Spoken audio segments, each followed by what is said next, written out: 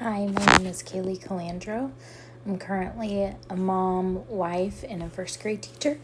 I plan to work as a guided reading teacher, reading specialist upon completion of my master's. And today I'll be going over the 5 components of reading and how they connect to writing. The 5 components include phonemic awareness, phonics, vocabulary, fluency, and comprehension. Phonemic awareness is the ability to distinguish between sounds or phonemes in words. According to Lexia, it involves understanding that words are made up of separate sounds and are being able to hear, blend, segment, and manipulate those sounds, so being able to delete or add sounds to words. Phonics is the relationship between sounds and the letters. Vocabulary is understanding the relationship between words and their meanings.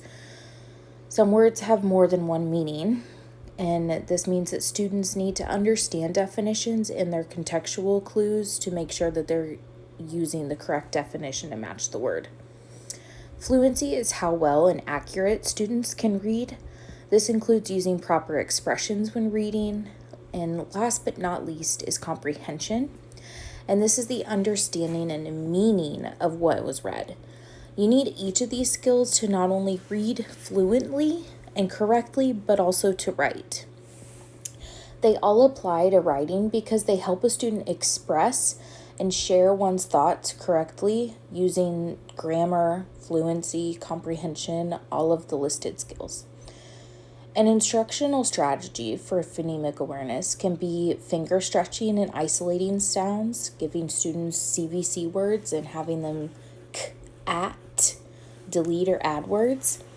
An example for phonics could be doing a letter sound matching game. My first graders really enjoy doing this, and it helped to improve their scores. This engages the students and helps them to practice their letter sounds and their recognition of letters. An instructional strategy for vocabulary could be filling out a mapping of a word. This would include the student writing the word in the middle of a page, having one section be the definition, having another section use the word in a sentence, draw a picture of what the word means. And you could even write how many syllables are in the word. So when students come across this word when they're reading, they're able to better find what word it is. An instructional strategy for fluency would look like reading passages and repeated reading. The repeated reading could come after the teacher models how the passage should be read. And lastly, an instructional strategy for comprehension could be activating students' prior knowledge on a topic and asking engaging questions throughout the story or passage to help them retain knowledge. Something I like to do is I write down notes when reading books or passages to my students on where to stop and ask questions to make sure that they're engaged and make sure that they're getting what I need them to out of the passages. An instructional strategy for writing could look like using the vocabulary word from the passage in their daily writing. I do a question of the day with my students, and we go through and use our vocabulary words in most of those answers. This helps them to understand the meaning, use the sentence correctly, and use the word correctly. The importance of assessments and progress monitoring is to make sure that we're tracking students and where they are at and where they're supposed to be. 2 strategies that we use at the district I'm at is we all have a PowerPoint that we keep our dyslexia reports in, and we have a PowerPoint that keeps track of progress monitoring for fall and winter. We put winter because winter goes until April usually. And this keeps track of students' scores each time we progress monitor, which is every other week.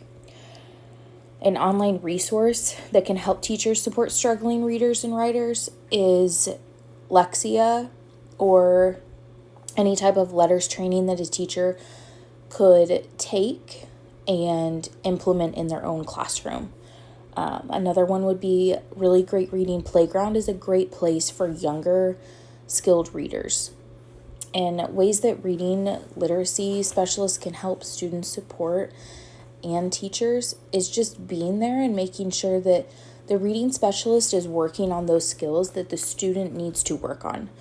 So, as a first grader, working on those beginning reading skills, letter recognition, phonemic awareness, rather than trying to work on harder skills if the student's not prepared for the lower skills yet.